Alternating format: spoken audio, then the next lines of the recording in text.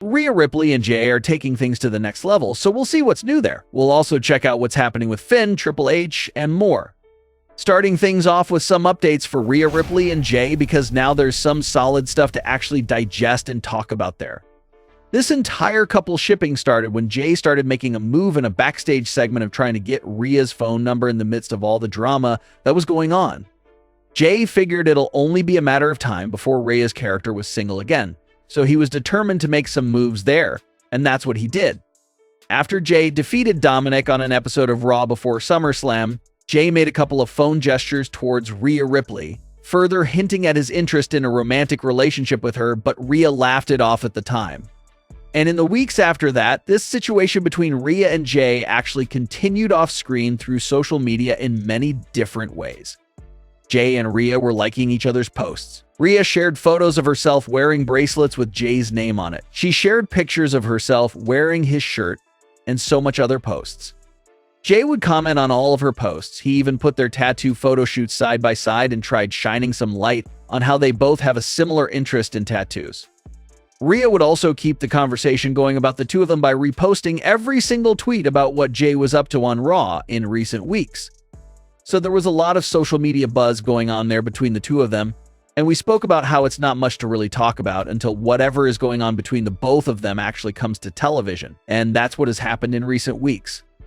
After Rhea Ripley went down and Damian Priest was now forced to handle the Judgment Day all on his own, they needed to find someone that was willing to help them.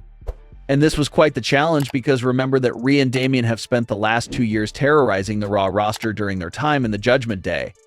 So it was probably going to be hard to find someone that would agree to help them after what those two have put everyone through in recent memory. But Rhea wasn't worried and knew exactly who she was going to go to for help in this situation, and it was Jey.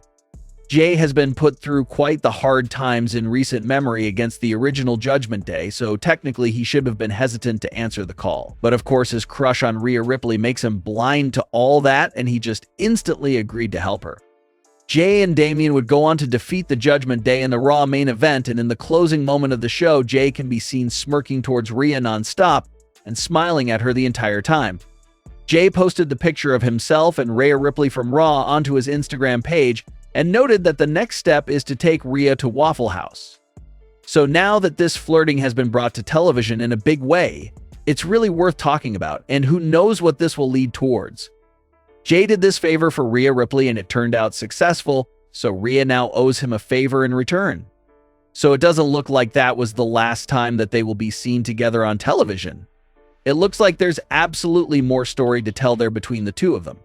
The fans are strongly behind it and appear to be shipping the two characters together, so we'll see if the company will continue that romantic angle for the two of them. Dominic got his happy ending with a new partner, so you can argue that Rhea's character does deserve a good ending as well.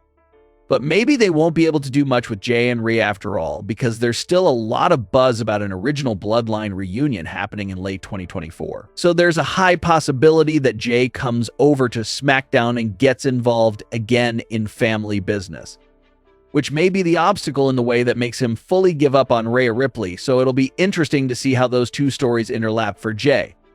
The situation of champions defending their titles once every few months has become a reoccurring thing in recent months, and even in recent years. You had Roman Reigns with the limited title defenses. Logan Paul was another one with very limited title defenses. And now the spotlight has fallen on the Judgment Day and their lack of title defenses for the World Tag Team titles. Finn and JD won the tag team titles back on the June 24th edition of Raw from Awesome Truth.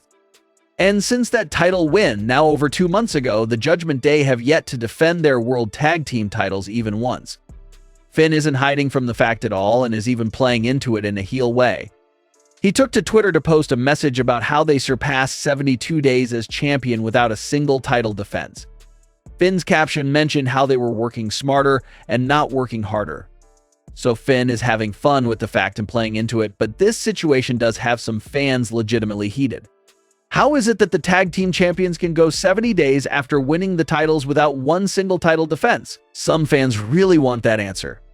And it looks like they did give the explanation recently on Raw and didn't shy away from the fact at all. They had Kofi Kingston pointing out to Adam Pearce that the Judgment Day hasn't defended the titles at all and how he wants a title match for the New Day. Adam Pearce acknowledged the lack of title defenses for the Judgment Day and implied that he has been trying to get them to defend the titles for several weeks now, but they've been avoiding and refusing to defend it. So that appears to be the storyline reason for the lack of title defenses. The Judgment Day has just been doing everything they can to refuse and avoid it. And that entire situation does kind of make Adam Pearce out to look like a weak authority figure. He's the general manager, it's his show, he can't allow the talent to decide when and if they defend their titles. Pearce needs to put his foot down and take control of his superstars, do whatever it takes to get them to do what he wants. Even if he has to threaten to strip them of the titles if they don't defend them, just do something to take control back. Because this situation just makes Adam Pearce look soft as a general manager if he's allowing the Judgment Day to get away with no title defenses. So based on that conversation Adam Pearce had with Kofi, it does look like he'll start to put his foot down and we'll see a title defense soon from the Judgment Day, potentially against the New Day. Drew McIntyre recently appeared on Insight and he spoke in great detail about one of the big Triple H changes that has made a big difference. Drew said that Triple H is allowing for deeper character exploration on television. He's letting talent pitch more ideas for their characters and behavior within the storylines. Drew said that his own character is recent proof and evidence of this. If you go back to Drew's character under previous creative teams, there wasn't an extreme amount of depth to it.